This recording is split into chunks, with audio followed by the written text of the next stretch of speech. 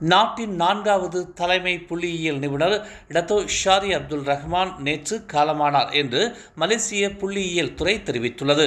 1995ஆம் ஆண்டு முதல் 2004ஆம் ஆண்டு வரை பதவியில் இருந்த ஷாரி ஸ்லாங்கூரில் உள்ள சுங்கை புலோ காஜாங் 11 முஸ்லிம் கல்லறையில் அடக்கம் செய்யப்படுவார் என்று புள்ளியியல் துறை இன்று ஒரு அறிக்கையில் தெரிவித்துள்ளது. 1971ஆம் ஆண்டு மே 1ஆம் தேதி புள்ளியியல் நிபுணராக தனது வாழ்க்கையை தொடங்கிய ஷாரியின் மறைவு குறித்து தலைமை புள்ளியியல் நிபுணர் டத்தோ டாக்டர் முகமது உசீர் மஹீடின் தனது வருத்தத்தை வெளிப்படுத்தியுள்ளார். கொலை செய்யப்பட்ட ஆட்டிசம் நோயினால் பாதிக்கப்பட்ட சிறுவன் ஜைன் ராயான் அப்துல் மார்டினின் பெற்றோர்கள் சார்பில் ஆஜரான வழக்கறிஞர் அந்த வழக்கில் இருந்து வாபஸ் பெற்றுள்ளார். சில குறிப்பிட்ட காரணிகளால் தனது பிரதிநிதித்துவத்தை வாபஸ் பெற்றதாக இன்று அவர் தெரிவித்துள்ளார். குற்றவியல் சட்டத்தின் பிரிவு 302 கீழ் போலீஸ் விசாரணைக்கு உதவுவதற்காக 6 வயதுடைய ஜைன் ரயானின் பெற்றோர் கடந்த சனிக்கிழமை முதல் 7 நாட்கள் காவலில் வைக்கப்பட்டதை தொடர்ந்து வழக்கறிஞரின் இந்த முடிவு வந்துள்ளது. கடந்த வெள்ளிக்கிழமை காலை 11 மணி அளவில் புன்சாக் ஆலத்தில் ஜைன் ரயானின் பெற்றோர் கைது செய்யப்பட்டனர். கடந்த ஆண்டு டிசம்பர் 5ஆம் தேதி டமன்சாரா லமாயில் ஜைன் ரயான் காணாமல் போனதாக கூறப்பட்டது. பின்னர் அவரது சடலம் இடாமான் அடுக்குமாடி குடியிருப்பில் உள்ள அவரது வீட்டிலிருந்து 200 மீட்டர் தொலைவில் உள்ள ஓடை அருகே கண்டெடுக்கப்பட்டது.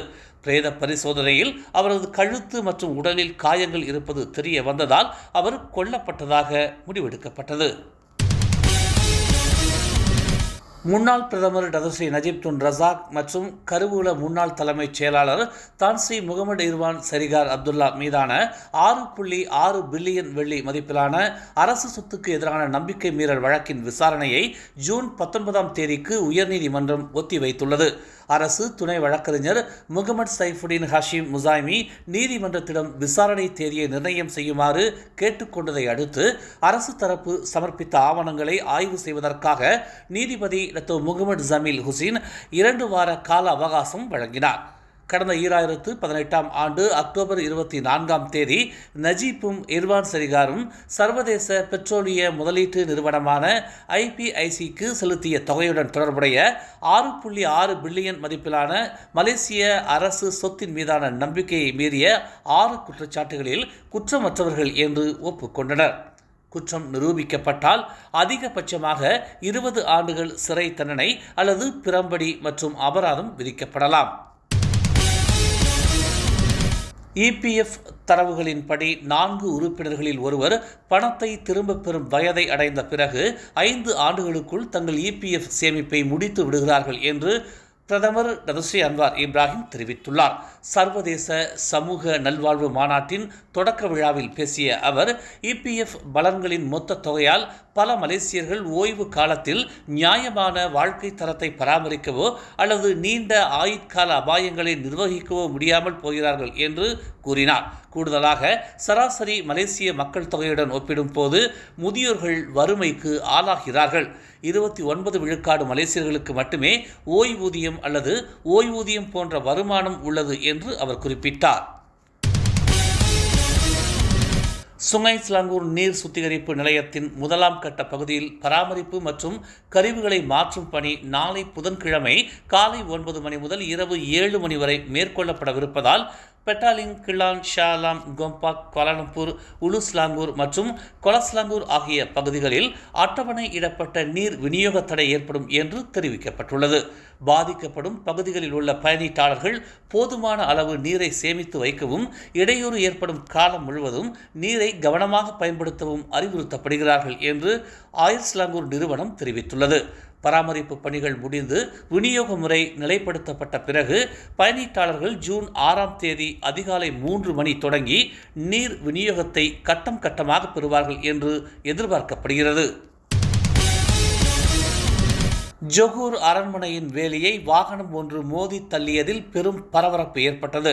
25 வயது இளைஞர் ஒருவர் பயணித்த கார் கடும் மழையின் காரணமாக சாலையில் சறுக்கியதால் வாகனம் கட்டுப்பாட்டை இழந்து இந்த விபத்து நிகழ்ந்ததாக தெரிவிக்கப்பட்டுள்ளது.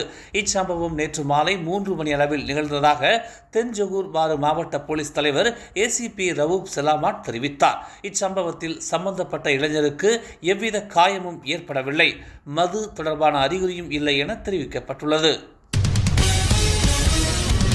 திருமண அழைப்பிதழ்கள் மூலம் தகவல் திருட்டில் ஈடுபடும் புதிய முறை குறித்து பொதுமக்களுக்கு காவல்துறை எச்சரிக்கை விடுத்துள்ளது.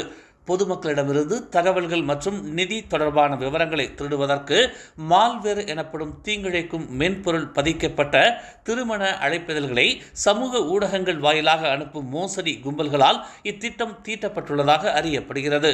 இந்த பாணியிலான மோசடி நடவடிக்கை கடந்த 2023 ஆண்டு மத்தியில் கண்டுபிடிக்கப்பட்டதாக புக்கிட்டமான் வர்த்தக குற்றப்புலனாய்வு துறையின் இயக்குனர் டதஸ்ரீ ரம்லி முகமது யூசுப் கூறினார். விவேக கைபேசிகளை ஊடுருவதற்கு இந்த தந்திரத்தை மோசடி கும்பல்கள் பயன்படுத்துவதாக தெரிவித்தார். இத்தகைய செயலிகளை நாம் பதிவிறக்கம் செய்து கைபேசியில் நிறுவும் பட்சத்தில் நம்மை அறியாமலேயே நமது கைபேசி தரவுகளை முழுமையாக ஆக்கிரமிக்கும் வாய்ப்பினை குற்றவாளிகள் பெறுகின்றனர் என்று அவர் கூறினார். நமது கைபேசியில் ஊடுருவது மூலம் அதில் உள்ள தரவுகளை மோசடி கும்பல் திருடுவதற்கு வாய்ப்பு ஏற்பட்டு அதன் வாயிலாக நாம் பண இழப்புகளை எதிர்நோக்கும் அபாயம் உண்டாகிறது என்று அவர் ஒரு அறிக்கையில் தெரிவித்துள்ளார். ஆகவே பொதுமக்கள் எப்போதும் விழிப்புடன் இருக்கும் அதே வேளையில் செய்திகள், மின்னஞ்சல்கள் மற்றும் சமூக வலைத்தளங்கள் வழி அனுப்பப்படும் செயலி கோப்புகளை பதிவிறக்கம் செய்வதில் கவனமாக இருக்க வேண்டும் என்று அவர் நினைவுறுத்தினார். தமிழ் மலர் செயலி நம் சமுதாயத்தின் உரிமை குரலாய், உண்மையின் வாசமாய், மக்களுக்காக நாளும் மலர்கிறது தமிழ் மலர் நாளிதழ்.